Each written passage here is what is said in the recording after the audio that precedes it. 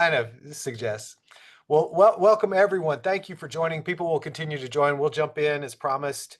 Welcome to UCLA Leadership Lab. My name is Dylan Stafford. I'm one of your co-hosts this evening, along with Dr. Daniel Wong from Division of Graduate Education, Alisa Lopez from Geffen School of Medicine, and then in the background we have a loose collection of committed colleagues from across campus, and this is our 7th year offering this cross-campus opportunity to talk about some, success before school. To quote our famous coach John Wooden, failing to prepare is preparing to fail. And our commitment tonight, each and every person here, plus all of us, all of your classmates not here tonight, that when you start UCLA, you start powerfully. You start with your biggest hopes and dreams and goals front and center, and with some tactical support, because graduate school moves fast. It's a wonderful thing that you're admitted to UCLA, and we want you to win. Bottom line, we want you to win academically. We want you to win professionally. We want you to win personally, because graduate school is a marathon, not a sprint. You can't just hold your breath and run like heck, or you'll pass out. So you got to pace yourself, and we're going to share some perspective from Dr. Wong, from his scientific perspective and industry knowledge. I'm going to share some perspective from some best practices of graduates who I know, and we're going to have 2 different breakouts tonight, so you're going to have 2 different chances to meet people from across campus. So if you attended last month, this will be slightly different, and you'll be meeting new people. And if you're attending your first leadership lab, welcome, welcome, and we're thrilled you're here. So we're going to jump right in, and again, people are going to continue to join in as we go. So if you don't mind coming off camera, we love to see your faces. If you can add your program after your name, that just makes it fun to see the diversity of programs, because we have 9 different programs represented tonight. So, all right, so here we go. So congrats. This is not your official congratulations. This is not your official welcome to UCLA. This is just a little preview, but congrats and welcome to UCLA. Tonight, you're going to meet fellow students from 9 UCLA graduate programs. As of this morning, we had 238 RSVPs. So 37 from our executive MBA here at UCLA Anderson, 109 from the fully employed MBA program. That's my home team. Financial engineering, 21 person from business analytics, and we had a couple others sign up today. 20 people from the Geffen School of Medicine, 10 people from the Fielding School of Public Health, 16 people from the Luskin School of Social Welfare, 6 from Samueli School of Engineering, and 17 people from the School of Nursing. So welcome one, welcome all. The world's going through a moment right now. We're not going to talk about all that tonight, but the world's going through a moment. And, the people who are going to create the future, the workability that the world needs, there are 130 graduate programs at UCLA. So 9 of that 130 is represented tonight. But as I looked at it, I thought, if anybody's going to solve problems, what do we have? We have healthcare, we have public policy, we have business analytics, we have finance, we have management, we have engineering, we have nursing and medicine. Like, if anybody's going to solve complicated problems, it's going to be collaborative teams that cross over industry, cross over discipline, just like what we have tonight. And just a real quick, simple story. My wife is in North Carolina with her parents. Her father's 87, her mother is 85. Her mom is been losing her memory the last 5 years, and they had to take her to the doctor yesterday, and she's not very mobile. She doesn't really know where she is. She's disoriented. Her husband is exhausted trying to care for her in the home. And just to get her to the doctor was a huge accomplishment. And then they had a new check-in system where you filled out 15 answers on your phone. And my 87-year-old father-in-law is about to lose his mind, because this is the love of his life. He's been married to this woman for over 60 years. He's trying to provide a dignified end-of-life chapter for her. He's trying to get her to a healthcare provider. And, somebody said, here's an app, not thinking about, how does that work for an 87-year-old?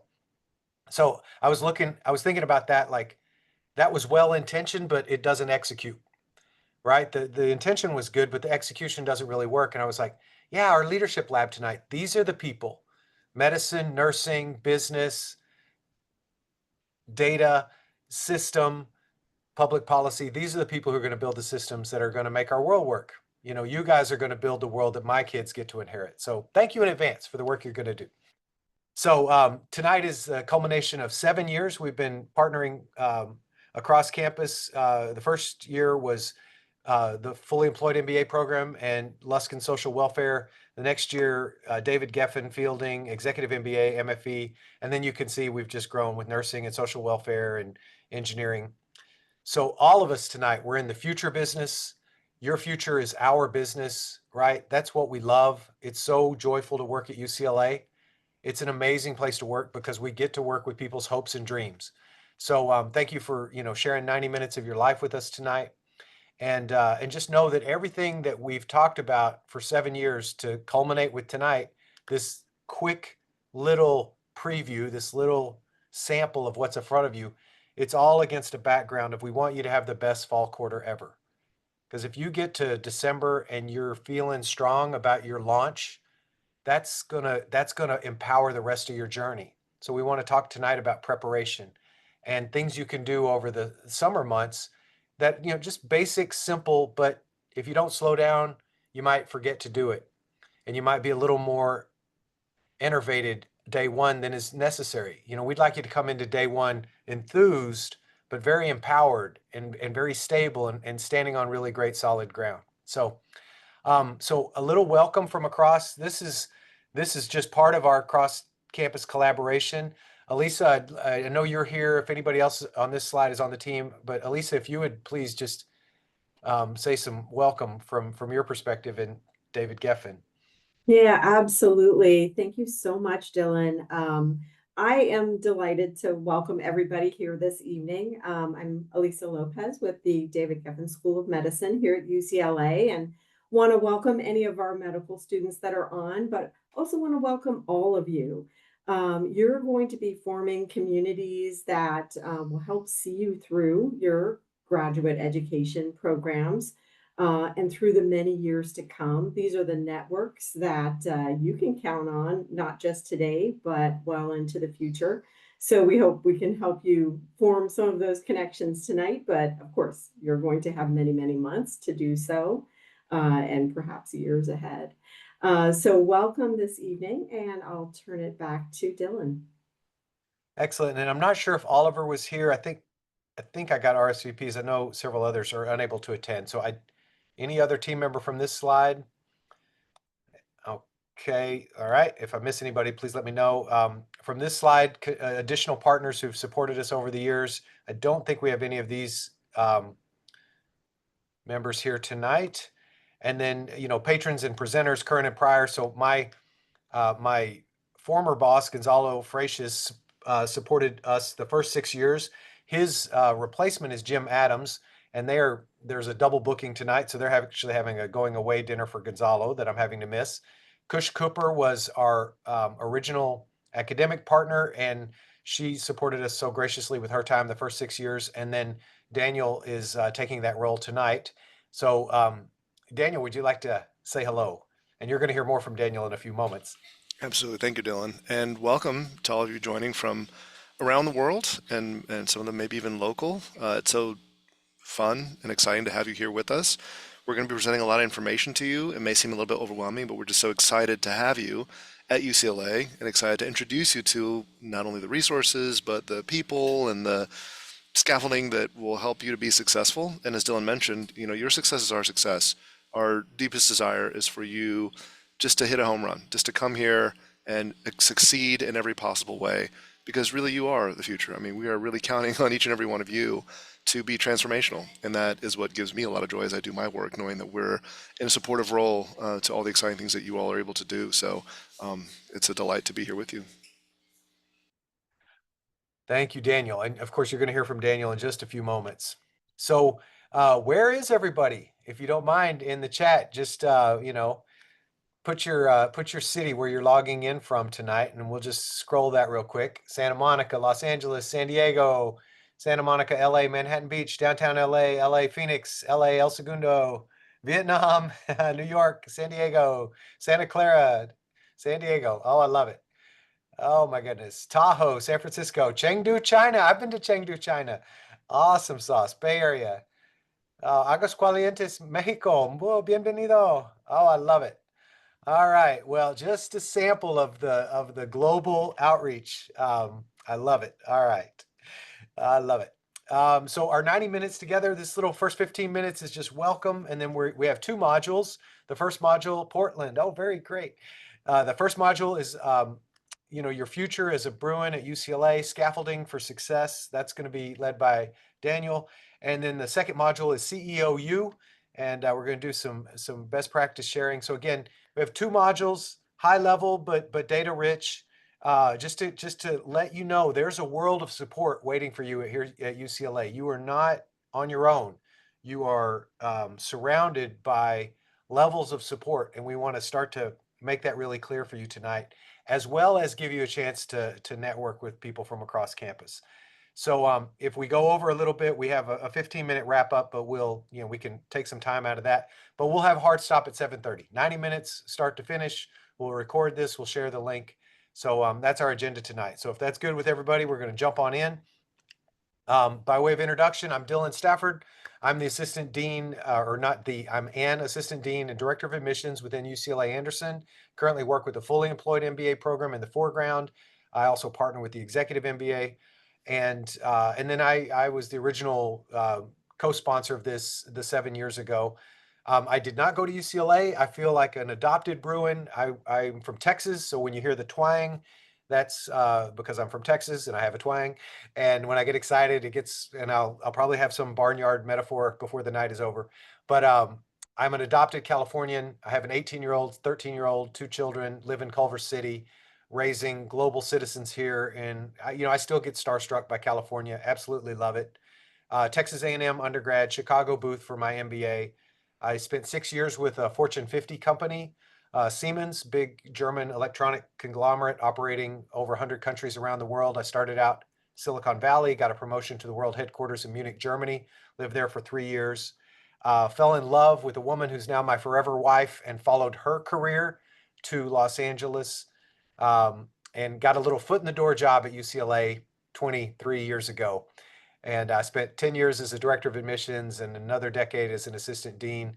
And I've written 3 books since I started here. I just published my 3rd book 2 weeks ago. It's about being a father. And maybe more interesting, I have a podcast. So it's called Drive Time. If you go to YouTube, UCLA Drive Time, I have over 50 interviews with recent alumni, current students, so highly successful alumni. I've interviewed 2 Olympic gold medalists, medical doctors, entrepreneurs, family business owners. So if again, YouTube, UCLA Drive Time, or that little dinosaur QR code. So it's my big pleasure to be with you tonight. And I know you're excited about UCLA, and you may have heard of some of this, so I'll go quick. But it's a big deal that you're admitted to UCLA. You're going to attend the #1 public research university in the world. 8 years in a row, we've been named that. We have this killer video that I would like to show you now. Give me 1 second to toggle. This is from UCLA Central Campus. Let me share this again. I want this, but I want this and this. This is 50 seconds, but just a little bit about UCLA and who we are in the world.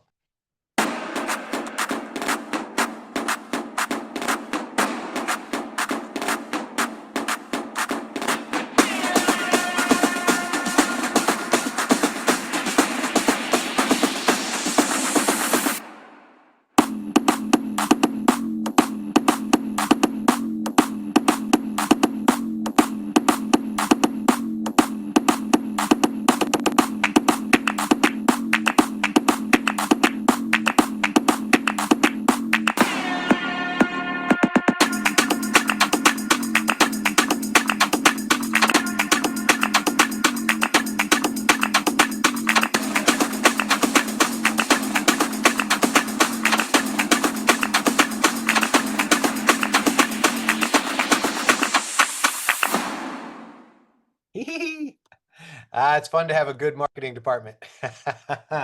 So I hope you like that. Let me get back to there we go. Get back. Just having grown up in Texas and then moved out here, I thought, oh, it's a university. I'm sure it's nice. I just didn't realize how incredible UCLA is. And it's one of those places, the longer you hang around UCLA, the more you learn about how incredible UCLA is. So, just a couple things for your brag points when you talk to your friends. We make history. We've been making history here for over 100 years. A couple of things. Dr. Martin Luther King speaking at UCLA on Wilson Plaza in 1965. Our fifth valedictorian, first Nobel Peace Prize winner, Ralph Bunche, was a valedictorian of our fifth class. He's the first African-American to earn a doctorate from any American university, first African-American person of color to win the Nobel Prize for his successful mediation of the armistice between Arab nations and Israel. Jackie Robinson integrated American baseball, which basically integrated American sports. He was a four-year letterman at UCLA. Our first African-American mayor, Tom Bradley, class of 40, served for 20 years as the mayor of our city. Another UCLA alum, Los Angeles Mayor Antonio Villaraigosa, first Hispanic mayor of Los Angeles in over 130 years. Because remember, we spoke Spanish here for about 100 years before we ever spoke English, just like Texas. The internet was invented here. The very first pulse of the internet, October 29, 1969, Dr. Leonard Kleinrock. First internet message, UCLA to Stanford, lo. So what they wanted to write was lo and behold, the kind of biblical quote, but it crashed after lo. No, I said it wrong. Oh, I said it wrong. They actually wanted to write login, and it crashed after LO. So then when he told the story, he said, so it was like lo and behold, but they were actually trying to type the first 5 letters of ARPANET back in the day that became our internet. Birthplace of Oregon plantation, Dr. Paul Terasaki, incredible story, triple Bruin. His family, unfortunately, was interned during World War II because of their Japanese heritage. He did not get bitter. He got better, came out, earned 3 degrees, and invented the science that allows us to transplant organs. Our most recent Nobel Prize winner, Dr. Andrea Goetz, her work in physics. And of course, we're the home of Coach Wooden. Make today your masterpiece. Legendary best coach of the 20th century per ESPN. We're about to host the Olympics in 2028 and the Paralympics. So in your life cycle here at UCLA, LA is going to be the center of attention. So what's the point? The point is that UCLA makes history, and you're here, and you get to make history in your life, and you get to put those 4 letters on your resume in addition to the degree. And, you're going to make history in your life. So that's our little welcome. The first section, your future as a Bruin at UCLA, scaffolding, success. I'm going to hand you back to Dr. Daniel Wong. He's going to take you through this section.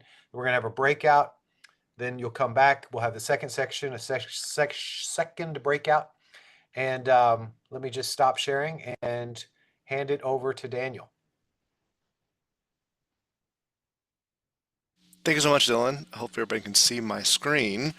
And so I borrowed the title from our DA unit, Diversity, Inclusion, and Admissions unit, and they love puns there. So your future is brewing at UCLA, both in terms of brewing coffee, but you're also brewing, as you all correctly answered in the chat. Bruin Bear is the mascot of UCLA.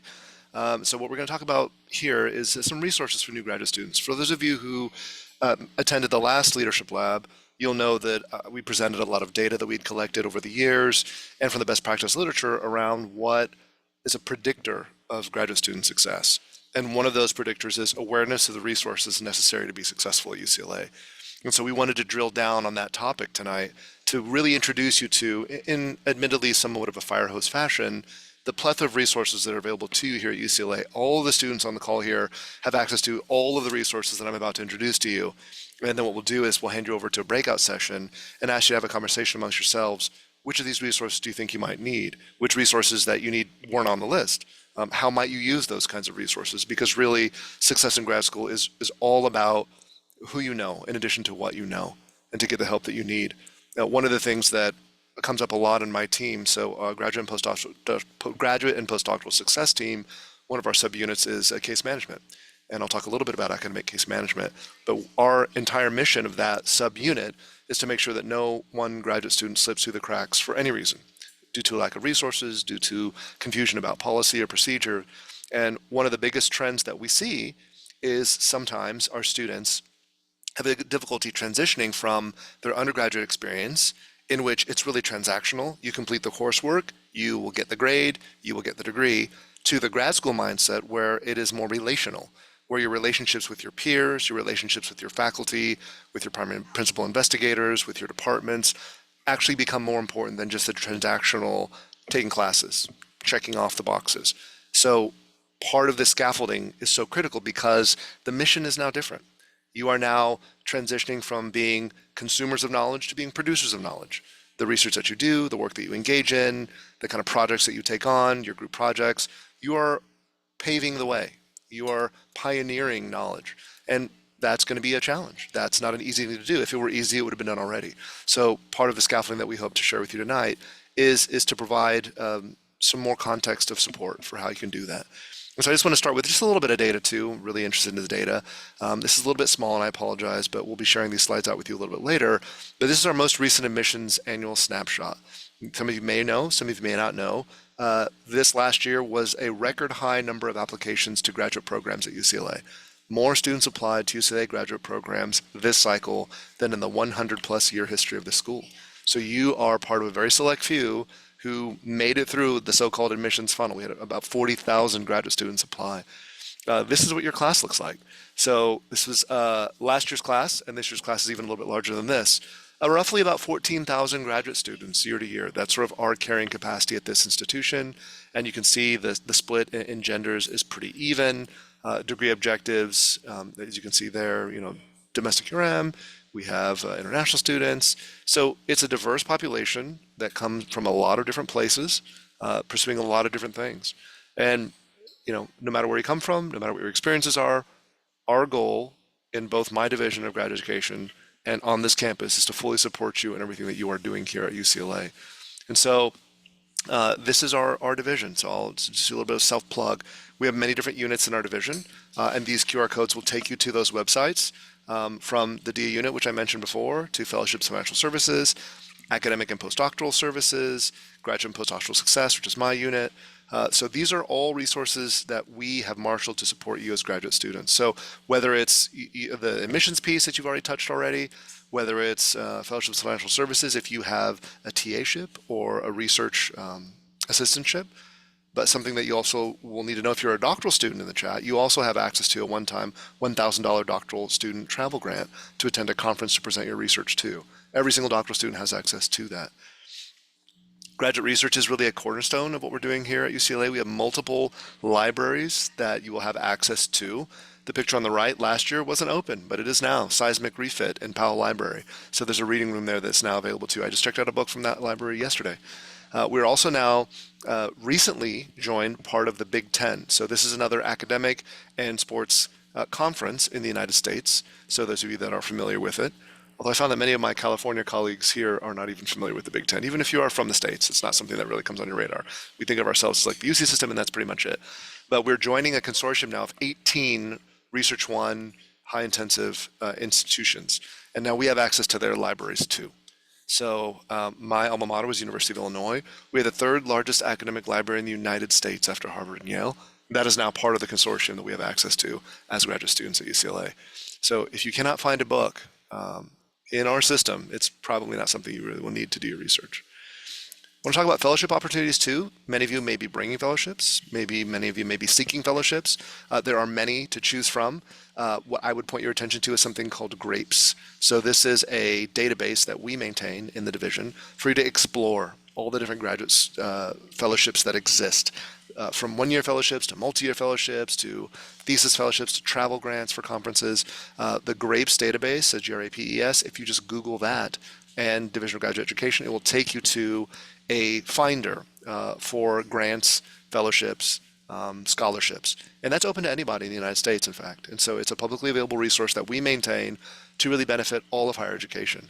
So take advantage of funding, which is the number one most identified area of need among the graduate student survey that we just ran in 2024 or 2023, and we will run again this year on a 2-year rolling basis. We survey every single graduate student at UCLA, and the number one thing is always funding. So get that dialed in. Another thing that Dylan and I were talking about before we started this call was the absolute critical need for us as Bruins to communicate what we're doing to a wider audience. This is something that's incredibly important, especially now with the funding models constantly in flux. We're really trying to do a better job of advertising what we do to the stakeholders of the state of California, who help to fund our research, but then also to our industry partners with whom we hope to develop even better relationships. And they need to understand what we're doing, how we do it, how we can help them, how they can help us. And so one of the initiatives that we've started in the UC system is called Grad Slam. This is a competition open to any graduate student where you have 3 minutes to discuss your research, and you have to pitch it to a very broad audience. And we usually have a celebrity panel of judges. The entire UC-wide winner was from UCLA in 2023. And last year, our 2024 winner, Melly Shekar, was from neuroscience, and she just walked in the doctoral hooding graduation, and I read her name out. It was part of my job just recently, this past month. And so this Grad Slam is an opportunity for you to have the chance to present on your research. You'll be trained by our team. You'll have access to feedback, access to practice sessions, and it's a pretty significant opportunity for you to learn how to talk about your research. You don't even have to have completed a lot of research to present here. We've had first-year students present at Grad Slam and do very, very well. And just as an added incentive, if I'm not mistaken, the UCLA winner receives $5,000. And you go on to compete at the UC-wide level. So it's not an insignificant amount of money that we try to incentivize students to do this. The Graduate Student Resource Center is another really invaluable resource. We work very closely with both Zuleika and Tricia, who help to run this unit. Their job is to understand what the graduate professional student needs are and connect you to those resources. So if there's ever a doubt of where the resources exist in our student affairs, Graduate Student Resource Center is a hub for you. You can click on this QR code. It is a physical space on campus in SAC. You can go there, walk in the office, and Zuleika or Tricia will point you in the right direction and connect you with the resources that you need. We partner very closely with them, and one of those opportunities to partner is the graduate student orientation. This happens every year. Both it's a mix of in-person and virtual events, and this takes place during the 0 week of each fall. So that's the week before the start of classes. And we will be presenting this upcoming year on multiple topics, one of which will be the hidden curriculum of higher education. So my colleague and academic case manager, Jane Park, and I will be presenting to grad students about things that you need to know that are not obvious, written down, or told to you before you come, but without which you will not be successful in graduate school. We call those things the hidden curriculum. And it was our most successful and popular workshop last year. I think we had 250 students come through that workshop. Fantastic, great opportunity. But GSO is meant to complement your own departmental orientations as well. The next resource is the Graduate Writing Center. At some point, some way along the way in your journey, whether you're a master's student, full-time, part-time, professional student, doctoral student, you will need to write something. And you're going to run up against some kind of a hurdle when ChatGPT or Copilot can't quite help you to get across the finish line. And so you might need a physical human person to help you. And the Graduate Writing Center is there to provide that kind of support. So Marilyn Gray is the director of that center. There are multiple consultants that will meet with you. They have dissertation boot camps. They have a master's thesis writing program. They have writing groups, workshops, programs. They take walk-in appointments, and you can sign up ahead of time to schedule a writing consultation appointment with any of their writing consultants. They can talk about your research at any stage of the writing. You could just have an outline in your mind. That's a great place to start. You could have a fully finished document. That's a great place to start. You're working on job materials. Absolutely, the Graduate Writing Center supports that too. You can use that QR code to make an appointment. They work very closely with our graduate career services. So if you're looking to get feedback specifically on your job materials, you can begin at the Writing Center, but you can also take it directly to GCS. Our colleague there, Erin Brown, and her team make it their full-time mission to support your career journey. Many of you may be in departments that have your own support with careers as well, but one of the things that we're really trying to change the game on as an R1 institution is something that has come to be known as diverse career pathway exploration. This used to be called alternative academic careers or non-academic careers. But really, the joke that we sort of have internally in the biz of higher education is it really an alternative career if the majority of our students are not going into academia? Sounds like academia is kind of the alternative at this point, right? So in a lot of ways, we're trying to empower you and prepare you to be fit for careers anywhere, inside academia, outside academia, private sector, public sector. So part of what we'll be amplifying over the next few years is something called core professional skills development. So we're going to be working across the campus to identify, when we've already identified them, we're going to be providing scaffolding for and resources for 6 key lanes of professional skills development that will complement the academic piece, but are really also designed to amp up the non-academic piece as well. So you'll be very well prepared for the diverse career pathways that our students take. And I don't have time to go into all of those details, but we've done interviews with many, many students over the years who have graduated with their graduate degrees, and they're doing all sorts of amazing things, from Disney to Meta to Google to their own startups to consulting to Wall Street, you name it, and our graduates doing it, and from any major that you could possibly imagine. I set up 2 informational interviews with a colleague of mine with 2 graduates from the humanities, one in French and one in linguistics, that are doing things you would not believe, that have nothing to do with their direct degree. But the skills that they developed here at UCLA have empowered them to explore those degrees too. But I also want to connect you to this idea of a graduate student organization. So as a student, of course, you're going to be in the classroom. Of course, you're going to be in the lab. Of course, you're going to be active in research and in your projects. But there's a life outside of that as well that's really very important for you to thrive. And so our GSA is really, really committed to trying to create opportunities for community for you as graduate students. There are graduate student clubs. There are affinity groups. If you can think of it as a hobby or an interest, it's happening here at UCLA. And the graduate student organizations would love to have you be a member there. There are many opportunities to connect with them. You can also just navigate to the websites, and I'll give you a chance to do that a little bit later. The Bruin Resource Center is another space on campus that really supports students, specifically those on this list, but others as well. And their goal is to support student development, well-being, and academic success. If you have a child, you are a student with a dependent, they have resources for you there. If you happen to be an undocumented student, they have resources for you. If you happen to be in recovery, if you've been system impacted, the BRC is specifically tailored for a wide range of students. We understand that there's really no such thing as a traditional student anymore, especially in graduate school. Everybody has their own unique experiences. And more and more we're seeing students with dependents coming, and we have not historically done a great job of supporting you. We're trying to correct that now. And the BRC and Andrew heads that unit, and he's fantastic. And we have regular lunches and coffees. Support for undocumented students specifically. We have an undocumented student program. There's Undocu Bruins, which is a student organization. There are Undocu Allied trainings that are offered across the campus so that staff and faculty can learn how to support students who are undocumented. And again, we stand with DACA recipients and all immigrant students on campus, whether they have documents or not. And so this is a resource that we really are leaning into, especially now. And so these units on campus exist and will continue to exist. There's a first generation graduate student council. This council is comprised of current graduate students who identify as being the first in their families to attend graduate school. They partner very closely with our First to Go office to promote the visibility of first gen students. They have, not only networking events, community events, professional development training. Our division and I have presented at multiple first gen graduate student council events, and we're delighted to be a part of that and supportive in that work. There's the LGBTQ Center. It's consistently ranked as one of the top 10 centers of inclusive campuses in the United States. There's drop-in counseling. There's also allyship training, weekly programming. We work very closely with them. They're housed in student affairs, and they serve both graduate students and undergrads as well. Housing. We're getting to the end of this presentation. So graduate students can access housing on campus. It is unfortunately limited. There's a high demand. We are working on developing the capacity to house more graduate students. But if you're interested in graduate student housing, you should apply prior to June 30th. You're in time. There's 5 days until that deadline to be placed on a lottery wait list for the upcoming academic year. Lottery offers begin in July, but they're made on a regular basis after that, depending on space availability. So if you're wanting to live on campus, here's how you do it. There's Hillgard and Weyburn Terrace apartments. You can learn more at housing.ucla.edu. There's both single graduate student housing and I believe multiple family graduate student housing. But that website, housing.ucla.edu, will be your primary point of contact to join the lottery system and try to get involved in graduate student housing if that's something interesting to you. As I mentioned before, there's graduate student family housing.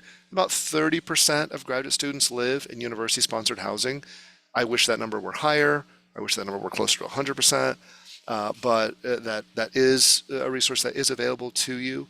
The actual graduate students also have their own separate gym. You may have heard of the name John Wooden already, as Dylan has mentioned it. There's a Wooden Center on campus that is a gym that's open to all students. John Wooden was a very famous basketball coach, multi-time national championship winning basketball coach. But Kinross is slightly off campus, on campus, but further away from the center of campus, and that's specifically for graduate students. Just a few other resources, just to make you aware of these things.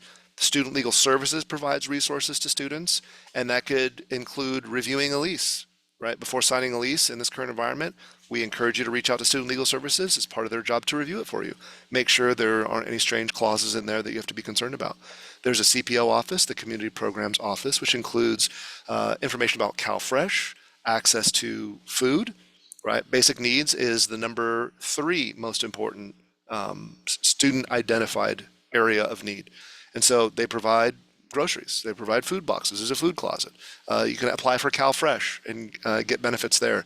As a graduate student, you are eligible for those things. We also have a Financial Education Loan and Support Services Office, FELS. The Economic Crisis Response Team that our academic case managers sit on is a part of that office. So if you're facing an unexpected economic crisis, there are resources available to you as a graduate student to reach out to and seek support. And our academic case managers help to support that as well.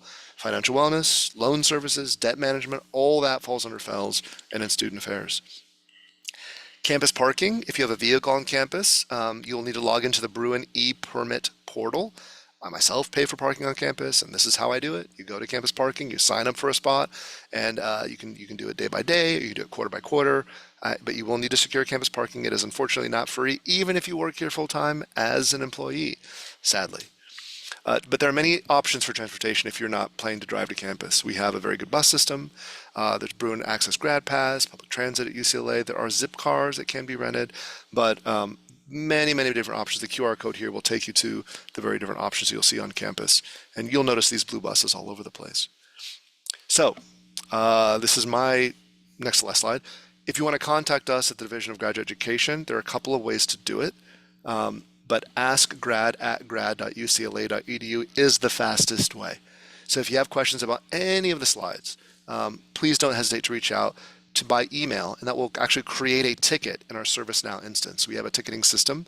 This email will automatically generate a ticket, which you can track to see if somebody's responded to it. And so if you submit a question, somebody in our triage office will, put it to the person who can answer that question, and you'll get a response. But you can also, navigate to our website, which is currently being redesigned, thank goodness, finally.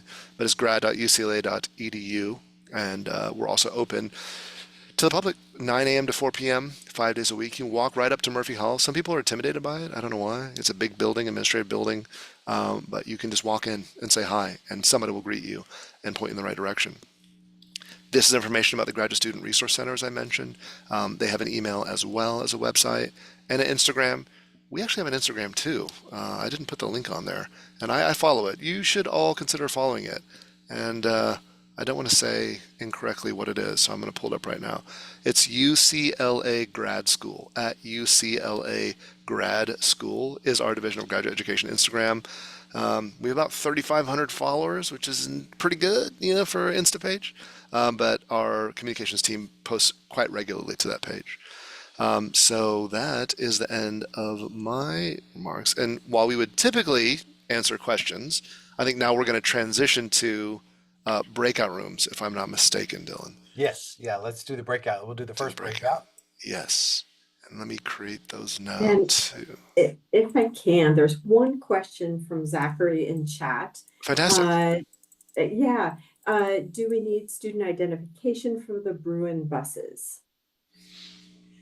So the question was, do you need UCLA ID for the buses?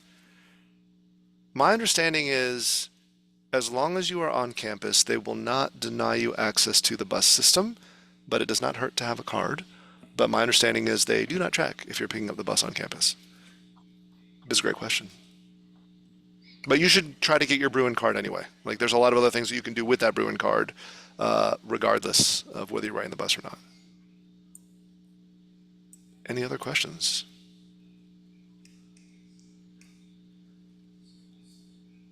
Okay, so what we're going to do now is send you out to some breakout rooms, and each breakout. So yes, I hope you enjoyed your breakout, and we'll have a new breakout with a different random pairing here in just a few minutes. So, Dr. Wong, Daniel introduced you at a high level to, there are resources at UCLA, and, there are different resources within different departments. And, those of you in the Anderson School, we have like our own career services track. We have our own student experience support. So, for all of us on the call tonight, as you meet the faculty and staff of your respective program, just be a yes to raising your hand. And, part of what we wanted to just introduce you to tonight is that, 14,000 graduate students, right? Like this is a big tier 1 research university. We have a tremendous number of resources. And sometimes it's if only UCLA knew what UCLA knows, because it's a big place. So, your time with us tonight, we want to introduce you to resources from the school. And now in the second section, I want to drill down a little bit about the resources of your peers and say a few things about that. So if you know the Dr. Seuss book, Oh, the Places You'll Go, I titled this section, Oh, the People You Will Meet. And I want to introduce a simple topic we talk about in business school often, which is CEOU. The chief executive officer of your life, right? There's only one Ryan Cranston leading Ryan Cranston's life, right? There's only one Katie McGee leading Katie McGee's life, right? And whatever your discipline, whatever your aspiration, you know, graduate school is a transition from the individual contributor chapter of my life to the second half of my life, where I am a leader. I'm a leader in my career. I'm a leader in my family. I'm a leader later on in life in my philanthropic endeavors. And the metaphor of CEOU is speaking to I am the chief executive officer for how my life is going to go. And a simple question to ask, what do all CEOs have? And we'll do some. I'll cold call some people. Hari's unmuted. Hari Garg, Femba. What do all CEOs have? No wrong answer. Just Wow. throw something out there. What? The letter C. The letter C. Okay. All right. Good. I like it. Good. Okay. Good. Good. Good. Catherine Wu, MFE. What? No wrong answer. What do all CEOs have? I think like they usually have support from a board. Oh my God. Yes. All right. Not only does their title start with the letter C, which is very, very accurate, but they also have a trusted board, right? Like the world is so fast moving. The world is so complicated. None of us is going to get to the finish line by ourselves. And the opportunity to build your own board. And that's an opportunity that graduate school uniquely presents, right? The word universe comes from, the word university comes from the word universe, that in the Middle Ages in Europe, where things were kind of not exactly life of the mind, it was more subsistence level and try not to get, taken over by another tribe. When universities put themselves in little cloisters on the hill, they attracted people who wanted to think and learn. And they created a little universe, a little world unto itself. And that's a way to look at UCLA, that I'm going to get to meet people in my program, in the programs adjacent, but there are over 130 graduate programs actually happening at UCLA. So, what did he tell me? He told me about Kinross. That's a great place to work out. He told me about the Wooden Center, right? So as much as I'm going to be aimed at David Geffen School of Medicine or at nursing or at financial engineering or at my MBA, there are these other opportunities to build bridges and to put people into my board. So, just thinking about my experience at UCLA as an introduction to some of the not youngest, but some of the most interesting young, high aspiration people from around the world coming together, people who would never had a chance to meet otherwise, physically coming together, digitally coming together under the umbrella of 660,000 alumni. in the background with 14,000 graduate students in the foreground. So just a quick note, how am I going to see my classmates? Am I going to be like I was at my MBA at Chicago? I was only 2 years out of undergrad. Everybody was taller than me, smarter than me, faster than me. I felt like everyone's kid brother the whole time I was there. And that was the wrong frame. But nobody ever suggested to me, hey, what frame do you want to choose? So I want to suggest to you, ask, do I want my classmates to be competition or do I want my classmates to be collaborators? And I invite you to let go of competition, like maybe co-opetition, but not competition. You already won. You won the competition. You've earned your seat at UCLA. That's not the game anymore, right? The only person I am competing with is that crazy guy. He's got gray hair now, who looks back at me at the mirror in the morning, right? It's, can Dylan today beat Dylan yesterday to build a better Dylan tomorrow? And aren't I lucky? I get to hang out with people like Daniel and Alisa, because I work at UCLA. It's just an amazing thing. I wouldn't know these great people were I not working here. So when we send you into the next breakout, we're going to ask you to share some some best practices, some tips, some tricks. And you're going to be amazed what you can learn just on this simple breakout exercise from a random group of fellow graduate students. But I want to prime the pump. At Alumni Weekend 2 months ago, we had John Stanky, who is one of Anderson's happy alumni. He graduated, earned his MBA in 1991. He's the CEO of AT&T, hundreds of thousands of employees, billion-dollar accountability. He was sitting on the stage here at UCLA being interviewed, and they asked him, what's your favorite book? What are you reading right now? And he's reading this book, Essentialism by Greg McKeown, The Disciplined Pursuit of Less. Essentialism by Greg McKeown. And so I bought it and I've been reading it. It's next to my bed. And, essentialism isn't about getting more done in less time. It's about getting only the right things done. And what I like about this is kind of a contrarian point of view, because some of you may be thinking, I'm just going to be so organized and I'm going to do everything. And UCLA, it's going to be FOMO, fear of missing out. Every night there'll be a cultural event or a sporting event or an academic event. And honest to goodness, of course, you cannot do it all. And it's that way on purpose. That's what you're paying for. You're paying for this all-you-can-eat buffet. And you cannot make an entree of every offering. You're going to get to have little appetizers within your academic lane, within your social lane, and you're going to see yourself personally opening up your opportunity set. So, one thing you can do in the breakout is share a book you've been reading. So if I were to break out, I might share from this book, Essentialism, or I might share from this other book that I keep by my bed, The Obstacle is the Way by Ryan Holiday. And this book was gifted to me last year by an MFE, an entering MFE, Swarab Kulkarni. And this is his slide. He was on the Leadership Lab this time last year. He's now doing his internship with Link Capital. And it was so kind. He came to my office and said, I would like to share with you something. He said, my father gifted me this book when I went off to undergrad. So I am now forwarding it to you as a different copy, but he's forwarding it to me. And The Obstacle is the Way. It's, from Stoicism, from Marcus Aurelius back to the Greeks. The impediment to action advances action. What stands in the way becomes the way. So if I were in a breakout room, I might share from either of these.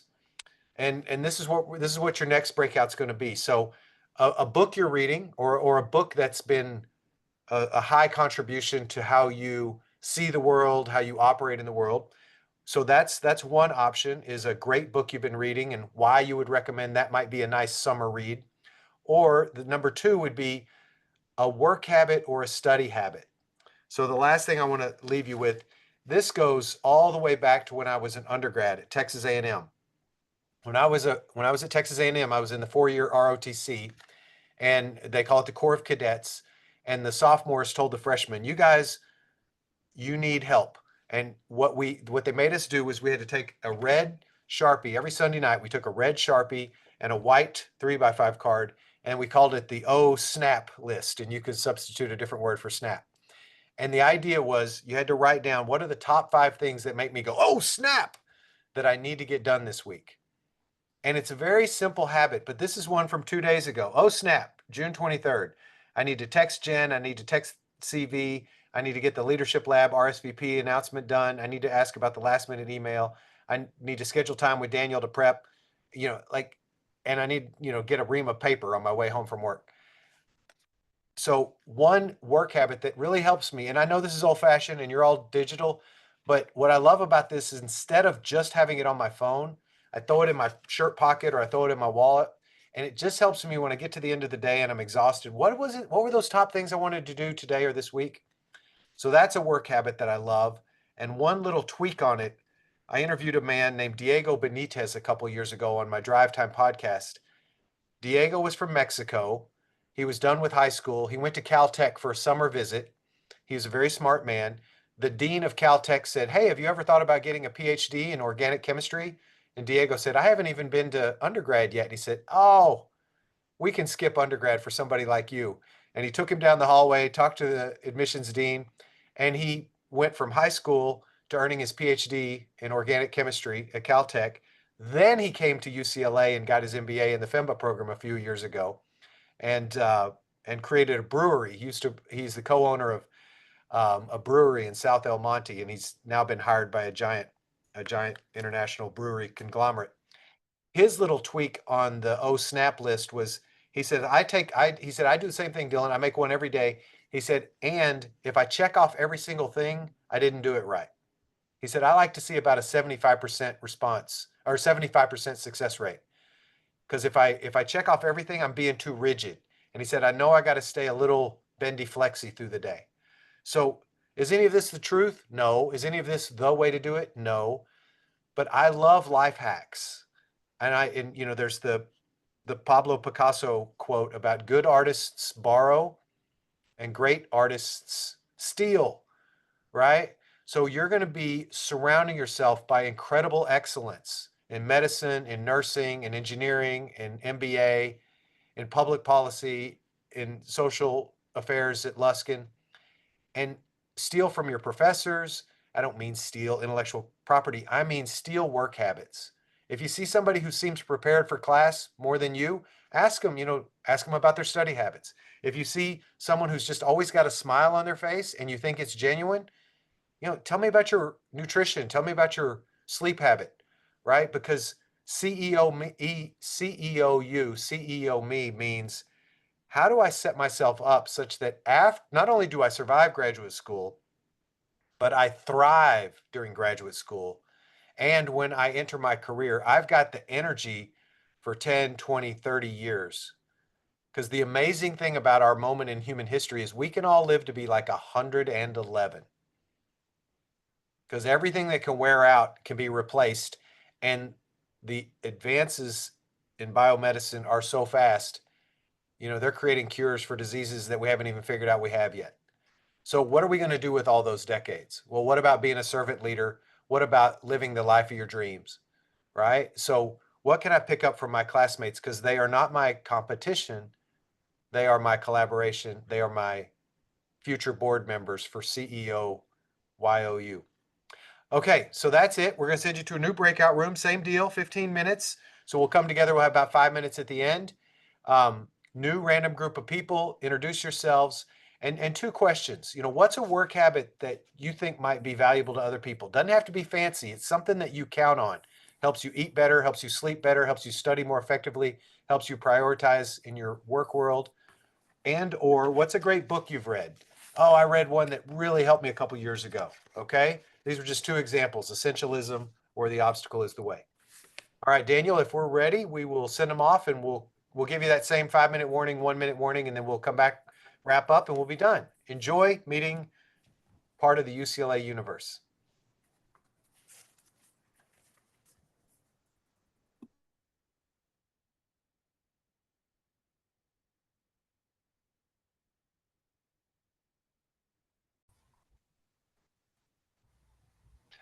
All right, well, welcome back. I think we still have rooms are closing. So I hope you had an enjoyable time. we've just got a couple minutes, but I'd love to hear from one or two people, somebody who heard something that's like, wow, that's really cool. I can use that tonight. I can use that tomorrow. Just wave your real hand or put up your digital hand. Yeah, and or exactly as Alisa said, also, share some in the chat. But I'd love to hear from one or two people something you learned from someone in your breakout room that really was like impressive, valuable, applicable. Who would like to share what they saw?